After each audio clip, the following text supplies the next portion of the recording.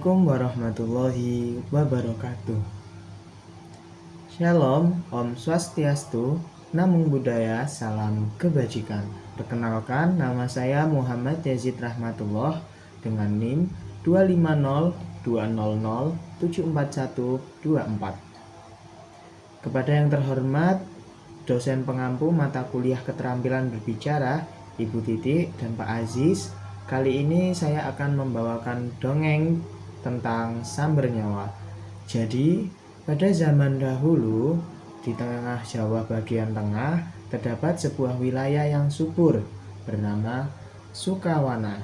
Wilayah ini dikelilingi dengan sawah yang luas, sungai kecil yang mengalir dengan tenang, dan desa-desa di sana hidup dari alam. Pagi hari di Sukawana dimulai dengan suara ayam berkokok dan langkah kaki para petani yang menuju sawah sebelum matahari terbit. Di desa-desa Sukawana, rakyatnya hidup sederhana. Mereka menanam padi, memelihara ternak, dan menggantungkan hidup mereka pada alam.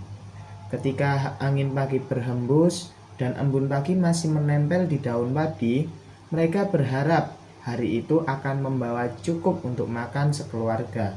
Namun, harapan itu musnah sebelum panen tiba karena hasil kerja keras mereka kerap diambil oleh para penguasa yang tidak pernah turun sama sekali ke sawah. Para petani hanya bisa menunduk. Mereka tak bersuara. Mereka tahu bahwa melawan berarti hukuman. Maka desa-desa di Sukawana perlahan dipenuhi dengan rasa takut yang diwariskan dari hari ke hari. Anak-anak tumbuh melihat orang tuanya diam, dan kesedihan menjadi bagian dari hidup sehari-hari. Di salah satu desa kecil di Sukawana, lahirlah seorang anak yang bernama Raden Mas Said. Sejak kecil, ia hidup dekat dengan rakyat. Ia melihat sendiri bagaimana padi yang ditanam dengan keringat bisa hilang begitu saja. Ia juga sering mendengar para petani di malam hari ketika mereka berbicara dengan pelan agar tidak seorang pun mendengarkan. Raden Mas Said bukanlah anak yang banyak bicara. Ia lebih sering memperhatikan.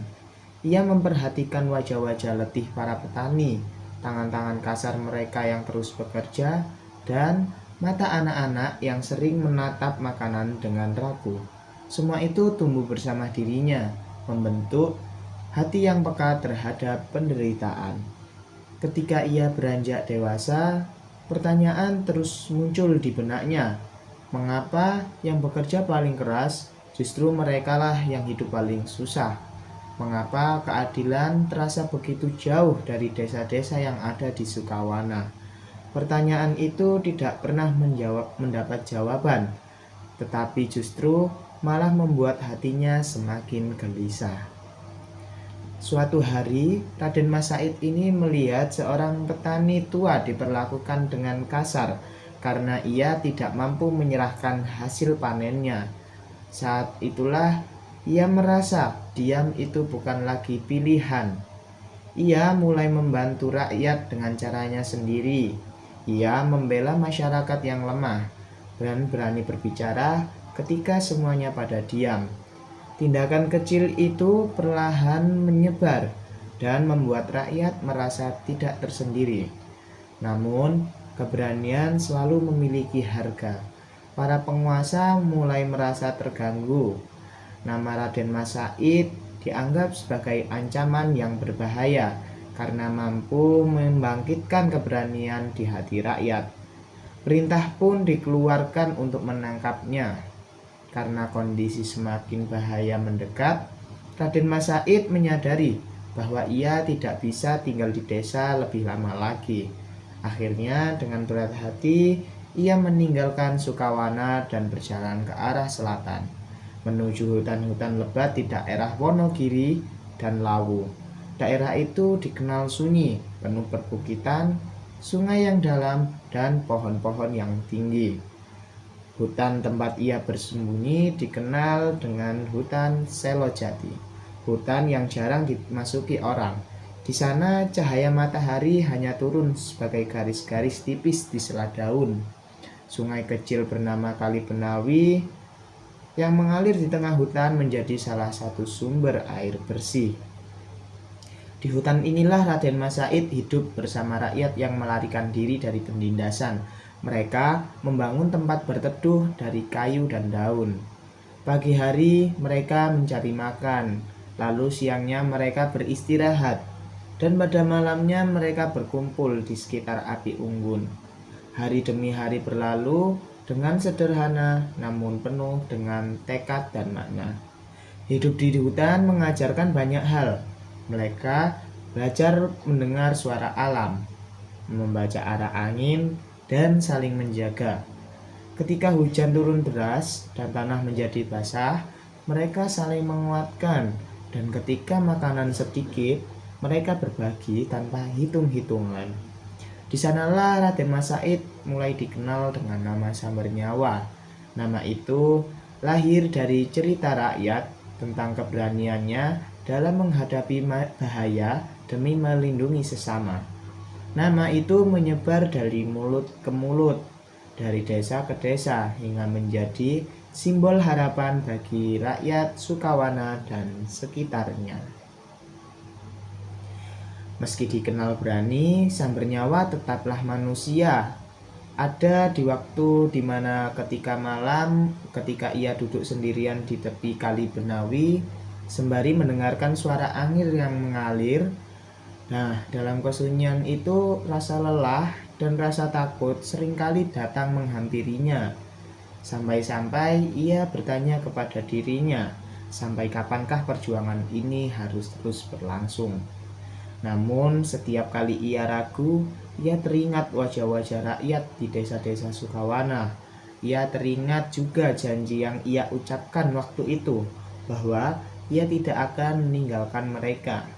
Dengan nafas panjang, ia selalu memilih untuk bertahan dan melangkah lagi. Sambernyawa mengajarkan satu hal penting kepada pengikutnya. Mereka tidak boleh kejam. Mereka juga tidak boleh menindas. Mereka tidak boleh menyakiti orang yang tak bersalah. Dan perjuangan harus dijalani dengan hati. Karena tanpa hati, perjuangan akan kehilangan makna dan tidak berarti. Perjalanan panjang itu jelas diwarnai banyak peristiwa. Ada pertempuran kecil di pinggir desa, penyergapan di tengah hutan, dan ada malam-malam penuh duka di mana ketika sahabat mereka tidak kunjung kembali. Setiap kehilangan meninggalkan luka bagi mereka, tetapi juga menguatkan tekad mereka. Hingga suatu hari, para penguasa mengajak Sambernyawa berunding. Mereka menawarkan kekuasaan dan kedudukan. Namun, Sambernyawa menolaknya mentah-mentah. Bahkan ia tidak tergoda. Ia berkata bahwa kekuasaan tanpa keadilan itu hanyalah beban. Ia hanya mau menerima jika setelahnya rakyat dilindungi dan desa-desa di suku Nawa bisa hidup dengan tenang. Kesepakatan itu perlahan membawa perubahan. Desa-desa Sukawana mulai bernafas lega. Raden Mas Said kemudian dikenal sebagai Mangkunegara I. Tetapi bagi rakyat ia tetap Sambernyawa. Ia bukan pemimpin, melainkan janji yang ditepati. Hingga kini angin yang berhembus di sawah Sukawana dan air Kali Benawi yang terus mengalir, nama Sambernyawa masih dikenang. Ia dikenang sebagai orang yang berani melangkah di saat yang lain berhenti, dan tetap manusiawi ketika dunia mengajarkan kekerasan. Nah, dari dongeng ini kita bisa belajar bahwa keberanian tidak selalu berteriak. Kadang ia memilih berjalan pelan-pelan, menahan takut, menahan rasa gelisah, dan tetap setia pada komitmen yang sudah dibuat dari awal. Dan pemimpin sejati bukanlah hal yang paling tinggi kedudukannya, melainkan yang paling dekat dengan penderitaan rakyat. Nah, Sekian dongeng yang saya sampaikan. Apabila tadi ada kurang dalam pengucapan atau dalam saya bercerita, saya mohon maaf sebesar-besarnya. Sekian dari saya. Wassalamualaikum warahmatullahi wabarakatuh.